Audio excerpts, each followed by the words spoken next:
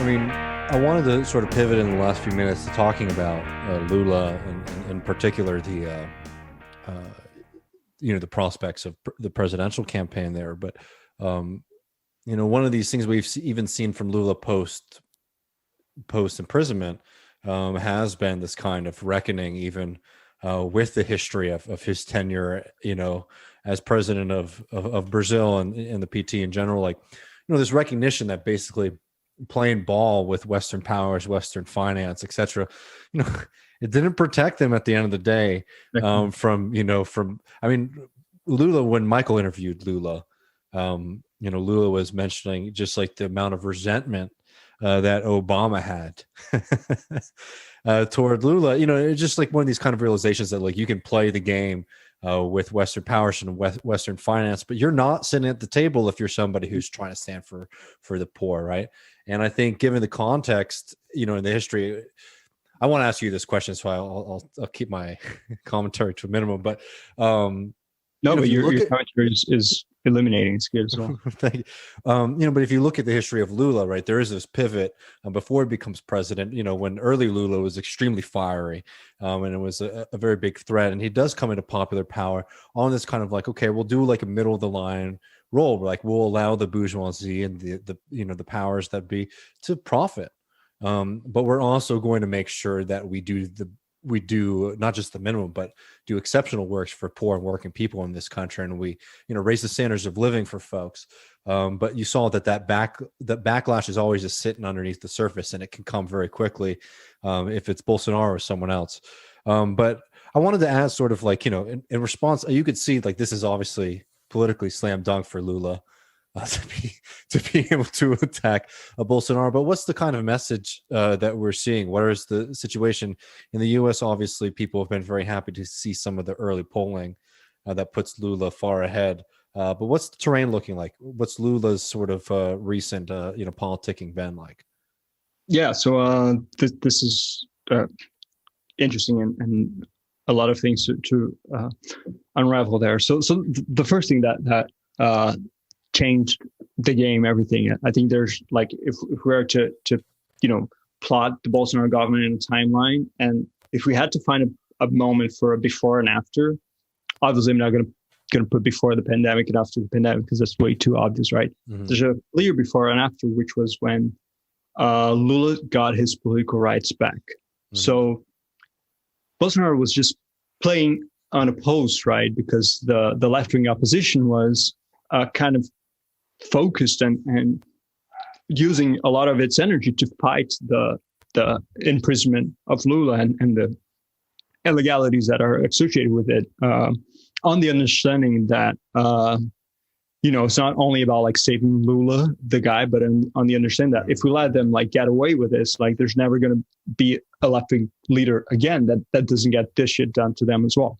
So the logic was that we have to like defend Lula and even the parties that broke with PT. So there's an assortment of left-wing parties that are distanced from the PT in like different moments that broke, like, oh, you guys are too neoliberal now, like we got to start a legit actual left-wing party. And even those guys were very reluctant to kind of associate with Lula, all like took up the banner of Free Lula because I'm reading that this is just a template of something that they could do to any one of us. So Lula got his political rights back, and this was when both the left could like go back to being a actual true opposition, and when the right had to move, because the center right was very comfortable in just letting Bolsonaro do everything they wanted to do while pretending to oppose it, but not really doing anything. So now with Lula, like in the game, everyone had to scramble to reposition themselves and actually do some opposition, right? Mm-hmm. So since then, Lula has just been growing against Bolsonaro in all the polls that have been done, to the point that now on the latest poll, Lula is basically winning outright in the first round. So we have a runoff election. So from the latest information that we have, polls just show that Lula is ahead and very likely to win somewhat easily. And so this is kind of the scenario as it is. So we have a bunch of people who aren't Lula and who aren't Bolsonaro who are trying to break this polarization. I don't like to call it polarization because I think it's very asymmetrical. But it's got two poles, so it wouldn't be totally imprecise to call it polarization, and it's very hard to break from it. So like all these supposed third way kind of guys trying to break through, and Lula just kind of accumulating forces. We now have organized street protests that are happening kind of like periodically. Called at first by left-wing parties, social movements. So we have the landless workers, the homeless workers, which are probably the two most important non-party social movements here in Brazil. Unions and the left-wing parties, the usual left-wing parties calling for these protests. But now more civil society kind of like minded, almost like NGO type guys are joining in calling for the protests and all that stuff. So, we have Lula, shooting up in the polls. We have a perception of corruption in Bolsonaro's government also increasing because of the things that are being exposed in the congressional investigation. Because Bolsonaro's platform was basically like, one of his campaign talking points was like, oh, these guys call me authoritarian, they call me fascist, they call me far right because they can't call me corrupt, right? In this like weird, bizarro understanding of like that is shaped Brazilian politics and has shaped Brazilian politics for decades now, as like corruption as the big bad thing that has to be combated above everything else. And there's I think this may be a conversation for another time, why anti-corruption politics in itself is not enough. We need to do more than just saying corruption is bad. But this is kind of like the dominant strand of politics in Brazil and how politics is and has been done for a long time now. And Bolsonaro is losing like the one thing that he could say, like, oh, at least I'm not corrupt. And, now that all these things are becoming clear. And what is an interesting wrinkle and that is like unprecedented is that Bolsonaro is having a hard time finding a party he could run in. He's just like jumping from party to party, has been for ages. And also somewhat of a postmodern phenomenon of like, party-less types that are just personal brand politicians that don't really have organized movements behind. Bolsonaro was kind of like this kind of person. And he jumped into a party that was willing to have him. We have like a multitude of parties in Brazil, a multi-party system. And a lot of these parties are just kind of like family-owned enterprises where one guy just has like the stamp control. He can do like controls the whole thing.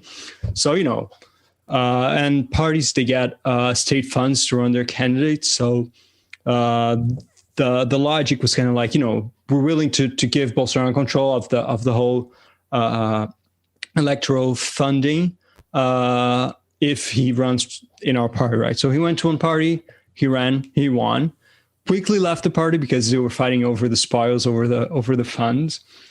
So he's been partyless. So he's a president that doesn't have a party. And now he's looking for one, but it's getting harder and harder for him to find because, usually you would have thought like that the sitting president wouldn't have a hard time finding a party, but now he's becoming so toxic that even that, like it's becoming hard. So this is a really interesting change from parties fighting over the opportunity to run him. Like we have one party rebranded itself, changed its name, changed its logo, like patriotic green and yellow flag waving sort of stuff. Bolsonaro didn't even go there, right? So like they rebranded the whole thing, and he didn't even move to that party.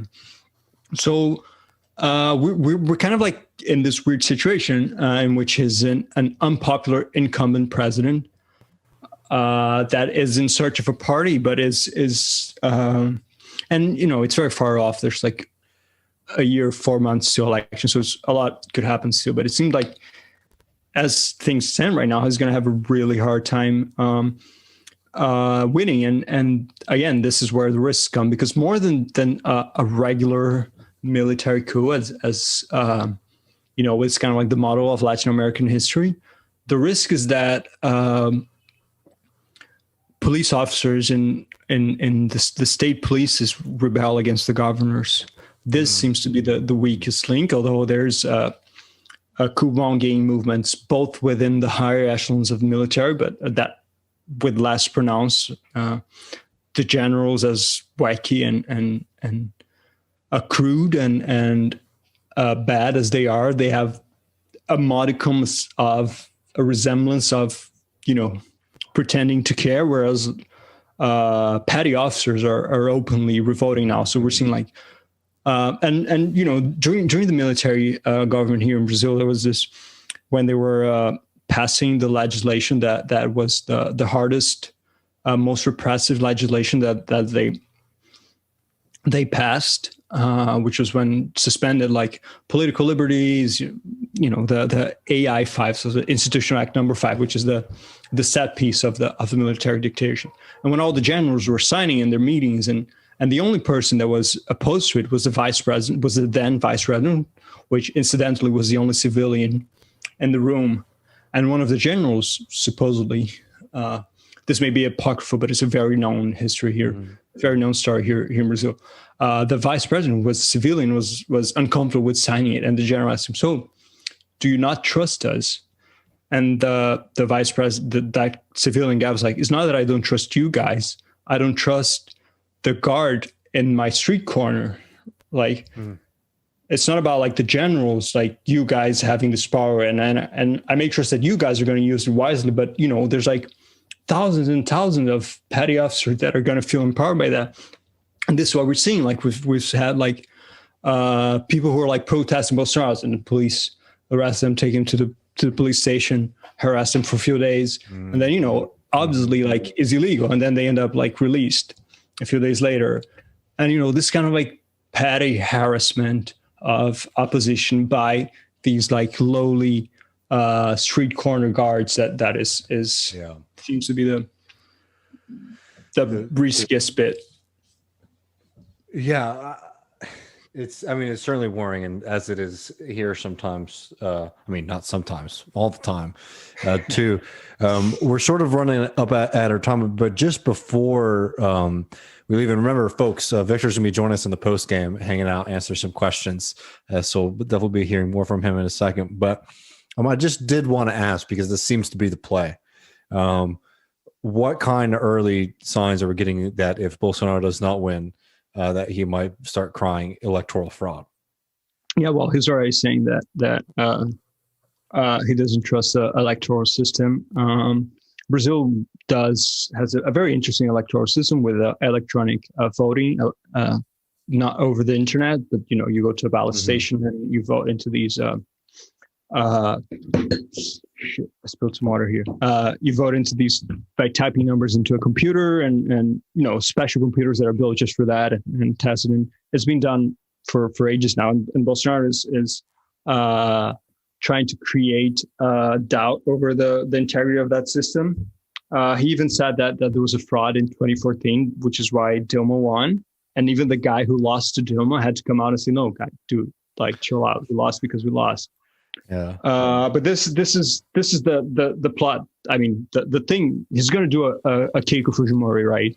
This is what he's going to do, and he's preparing the discourse now already. He's already like casting doubts into the integrity of the voting system. And this is something he's not as close as Fujimori.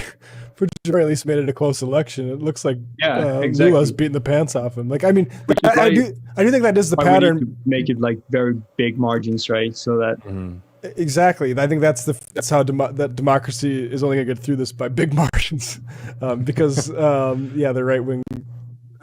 They'll challenge it, and they have the courts, and they'll be able to maybe do something. But anything else we need to cover, guys? Yeah, no, I just have a quick last thing that is somewhat important. You guys will remember the murder of Marielle Franco. Yeah, years ago, she was a city councilor here in Rio. She was very known for her work against the militias that to which Bolsonaro is associated. This investigation has been dragging for a long time with no results.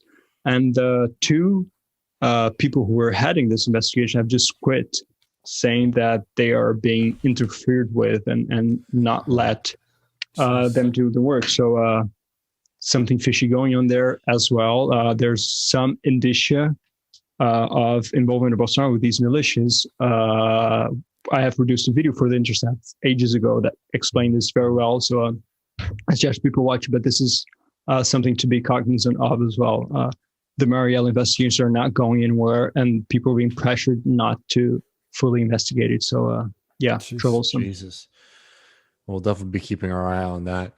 Folks should definitely be following Victor. We'll be putting ways to do that in the show notes below on this video. And Victor will be joining us in just a couple minutes in the post game. So thanks so much, Victor, for hanging out with us tonight. Yeah, of course. See you guys in a bit. See you in a little bit, soon. Victor.